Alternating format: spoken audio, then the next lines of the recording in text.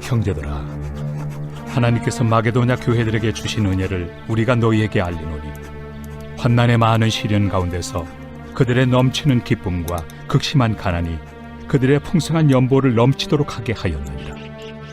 내가 증언하노니 그들이 힘대로 할 뿐 아니라 힘에 지나도록 자원하여 이 은혜와 성도 섬기는 일에 참여함에 대하여 우리에게 간절히 구하니 우리가 바라던 것뿐 아니라 그들이 먼저 자신을 죽게 드리고 또 하나님의 뜻을 따라 우리에게 주었도다. 그러므로 우리가 디도를 권하여 그가 이미 너희 가운데서 시작하였은즉 이 은혜를 그대로 성취하게 하라 하였노라. 오직 너희는 믿음과 말과 지식과 모든 간절함과 우리를 사랑하는 이 모든 일에 풍성한 것 같이 이 은혜에도 풍성하게 할지니라. 내가 명령으로 하는 말이 아니요 오직 다른 이들의 간절함을 가지고 너희의 사랑의 진실함을 증명하고자 함이로라. 우리 주 예수 그리스도의 은혜를 너희가 알거니와 부요하신 이로서 너희를 위하여 가난하게 되심은 그의 가난함으로 말미암아 너희를 부요하게 하려 하심이라. 이 일에 관하여 나의 뜻을 알려노니 이 일은 너희에게 유익함이라. 너희가 1년 전에 행하기를 먼저 시작할 뿐 아니라 원하기도 하였은즉 이제는 하던 일을 성취할지니 마음에 원하던 것과 같이 완성하되 있는 대로 하라. 할 마음만 있으면 있는 대로 받으실 터이요 없는 것은 받지 아니하시리라. 이는 다른 사람들은 평안하게 하고 너희는 공고하게 하려는 것이 아니요 균등하게 하려 함이니 이제 너희의 넉넉한 것으로 그들의 부족한 것을 보충함은 후에 그들의 넉넉한 것으로 너희의 부족한 것을 보충하여 균등하게 하려 함이라. 기록된 것 같이 많이 거둔 자도 남지 아니하였고 적게 거둔 자도 모자라지 아니하였느니라. 교회는 그리스도를 머리로 하는 한 지체입니다. 한 몸이기 때문에 기쁨과 슬픔을 공유하고 사랑하며 섬길 수 있는 것입니다. 특별히 가난하고 약한 자들을 돌보는 것은 교회의 중요한 임무입니다. 마게도냐 교회들은 가난했지만 기근으로 어려움에 처한 예루살렘 교회 돕기를 위해서 풍성한 연보를 드렸습니다.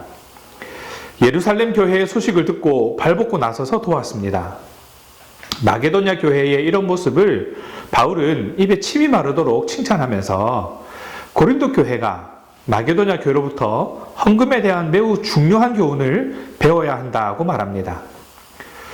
우리의 이런 헌금 생활에서 기억해야 할 성경적 원리들이 있습니다. 먼저 자발적으로 드려야 합니다. 마게도냐 교회는 부유하지 않았습니다. 그러나 기쁨으로 예루살렘 교회를 도왔습니다. 그들은 자원했고 자신들의 처지를 깊이 고민하지 않았습니다. 그들은 자원하되 힘이 지나도록 그렇게 자원했습니다. 왜 그들은 기쁨과 자원함으로 연보를 드렸을까? 가난하기 때문에 가난한 사람들의 마음을 더 잘 아는 것이지요. 고통 가운데 있었기 때문에 고통받는 자들을 위한 긍휼의 마음을 가질 수 있었습니다. 하나님이 보실 때 이처럼 아름다운 교회가 없었을 것입니다. 하나님이 예수 그리스도를 통해서 가난한 우리를 이미 부요하게 하셨다라는 것을 믿기에 자원함으로 연보를 드릴 수 있었던 것입니다. 하나님은 영적으로 죽어있던 우리를 예수 그리스도를 통해 살려주시고 부요하게 하셨습니다. 그렇기 때문에 신자들에게 연보는 의무가 아니라 감사와 기쁨의 마음에서 우러나오는 자발적인 헌신입니다. 하나님께 드리는 뇌물이 아닙니다. 우리가 뭔가 드렸다고 해서 하나님의 마음을 변화시킬 수는 없습니다. 다만 우리 안에 있는 구원의 기쁨과 감사를 드리는 것이어야 한다는 것이죠. 중요한 사실은 우리는 물질을 드리는 것이지만 오히려 우리 자신을 하나님께 자발적으로 드리는 것이다 라는 것을 기억하시기 바랍니다. 두 번째, 사랑하는 마음으로 드려야 합니다. 하나님은 세상을 너무 사랑하셔서 독생자 예수님을 온 인류의 구원자로 아낌없이 주셨다라고 요한복음 3장 16절은 이야기합니다. 이처럼 무엇인가를 준다는 것은 사랑의 정신이 그 바탕에 깔려 있는 것이지요. 마게도냐 교회가 보여준 모범은 모든 교회의 본이 될 만합니다. 그들은 곤경에 처한 자들을 돕는 것을 특전으로 여겼습니다. 그리고 기꺼이 자원했습니다. 바울은 그들이 간절히 구했다고 말했습니다. 사실 그들의 사정을 알고 있었기 때문에 바울이 구제를 강요하지 않았을 것이다 라고 분명히 학자들은 얘기합니다. 그러나 마게도냐 교회는 그들의 소식을 접하고 자신들이 도울 수 있도록 강청했습니다. 참으로 의에 목마르고 갈급한 그런 사람들이었습니다. 그들이 보여준 헌신의 원리는 간단합니다. 그들은 먼저 자신을 주님께 드렸습니다. 이 주께 드린다는 말은 자신을 하나님께 드리는 제물처럼 온전히 헌신하기로 작정하다라는 뜻을 가지고 있습니다. 자신을 먼저 하나님께 드린 그들에게 다른 무엇이 소중하고 귀중하겠습니까? 전 삶을 하나님께 드린 사람은 시간과 재물까지 기꺼이 드릴 수 있게 됩니다. 마게도냐 성도들은 자신들이 쓸 것도 부족할 정도로 가난했지만 그들에게는 믿음의 지체들을 향한 남다른 사랑이 있었습니다. 바울은 고린도 교회 성도들이 이 사랑의 마음으로 성도들을 섬기는 그런 헌금에 동참해 줄 것을 요청했습니다. 그러나 고린도 교회는 구제하는 일에 적극적이지 않았습니다. 타 지역보다 부유하고 풍성한 하나님의 은사를 받았지만 예루살렘 교회를 생각하는 마음은 적었습니다. 바울은 고린도 교회가 간절한 마음으로 은사를 갈망했던 것처럼 구제하는 일에도 풍성하기를 부탁했습니다.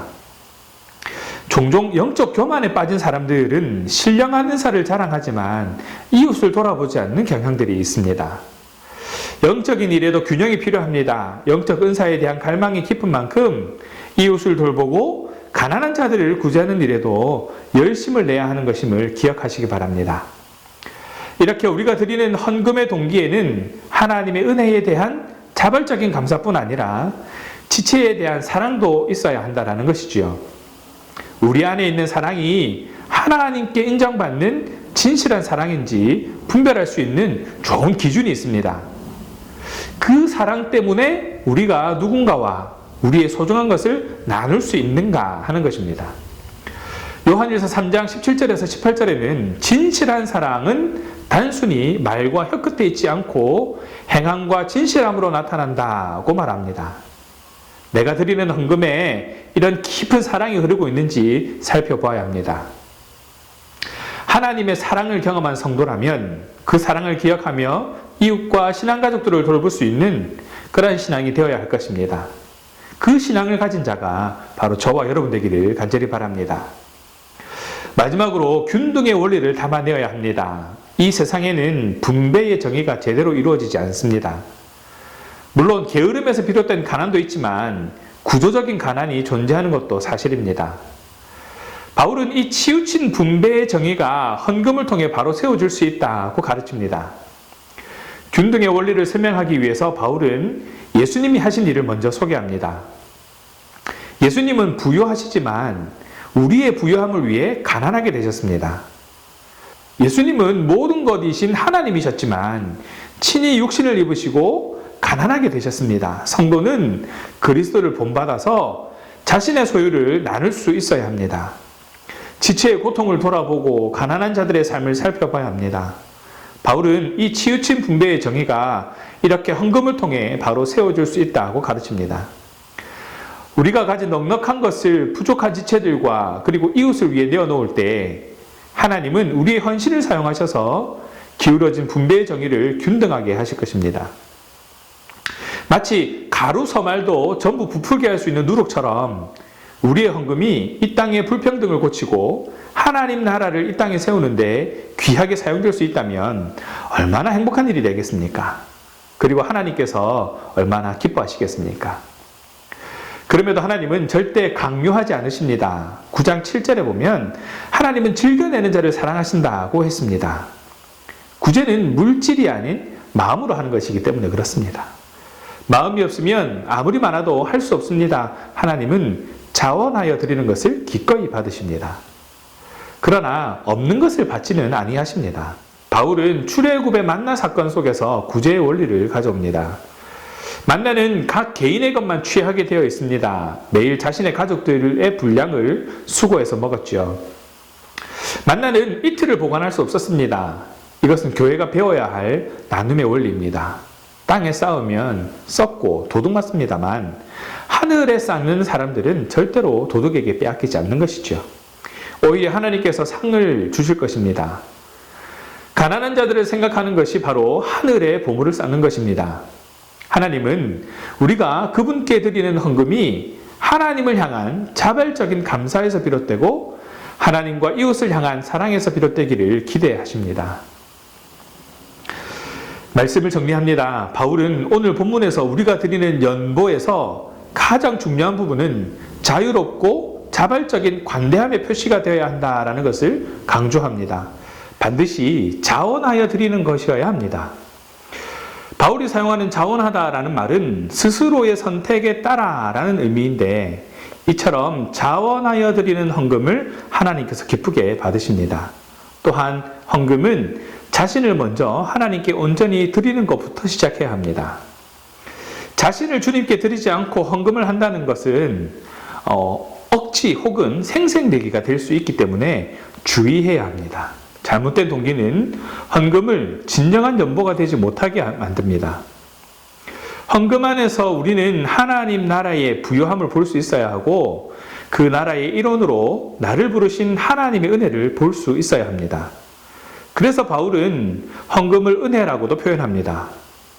우리의 은혜 나눔은 그리스도 안에서 우리에게 주신 하나님의 은혜에 근거하기 때문입니다. 그리스도는 가난한 우리가 하나님의 영광에 참여하는 자들이 되도록 하기 위해서 스스로 가난하게 되셨습니다. 그가 가난하게 되심이 그의 손해로 끝난 것이 아니라 오히려 우리 모두의 부요를 이루셨습니다. 이것이 하나님 나라의 비밀이고 부요의 방식입니다. 우리 인간이 생각하는 부요는 남과 상관없이 나 혼자 더 많은 것을 소유하는 것이어서 상대적 피해자를 반드시 만들어냅니다. 그래서 세상에서는 소수의 가진 자들과 다수의 가지지 못한 자들 사이에 양극화가 갈수록 심해지는 것입니다. 이 문제를 해결하기 위해서 고안된 것들이 있는데 공산주의 체제가 그렇습니다. 가진 자들의 재산을 몰수하여서 가난한 자들에게 나누어 주는 것. 그런데 이 공산주의 체제도 더 큰 문제를 만들어낸다라는 것을 역사가 증명해냈습니다. 세상적 부요의 개념 대신에 하나님의 부요의 방식에 따르는 겁니다. 나 혼자만의 부요가 아니라 나눔을 통한 균등의 부요를 이루어 가야 합니다. 우리의 헌금은 이를 이루어가는 작은 실천일 것입니다. 초대교회는 예수 그리스도 안에서 서로 함께 살아가는 공동체였습니다. 부자와 가난한 자가 함께 나누고 많이 가진 자가 적게 가진 자를 도와주는 진정한 지상천국의 삶을 이루었던 것입니다. 교회는 은혜와 성도를 섬기는 일에 참여해야 합니다. 예수 그리스도의 은혜로 함께 나누고 섬김으로 부요해지는 믿음의 삶을 살아가는 저와 여러분 되시기를 주님의 이름으로 축원합니다. 기도하겠습니다. 사랑의 하나님 감사합니다. 오늘 우리의 신앙을 돌아보고 삶을 돌아보며 하나님께 합당한 은혜로 살아가고 있는지 점검하게 하셔서 특별히 하나님의 사랑을 깨닫게 하심에 감사드립니다. 하나님 나라의 일원으로 부르신 하나님의 은혜를 깨닫고 영광에 참여하도록 부르신 그 사명을 기억하게 하심도 은혜입니다. 그리스도의 가난케 되심이 우리의 부요가 됨을 알고 삶에서 드러내는 성도가 되게 하여 주시옵소서. 특별히 나 혼자만의 부요가 아니라 헌금을 통한 연보를 통한 작은 실천으로 함께 살아가는 공동체를 이루어가는데 귀하게 쓰임받는 믿음을 허락하여 주옵소서. 자발적으로 사랑을 담아 함께 나누며 풍성함을 누리는 믿음과 결단이 이어질 수 있도록 우리를 주정하여 주시옵소서. 감사합니다 주님. 우리 주 예수 그리스도 이름으로 기도합니다. 아멘.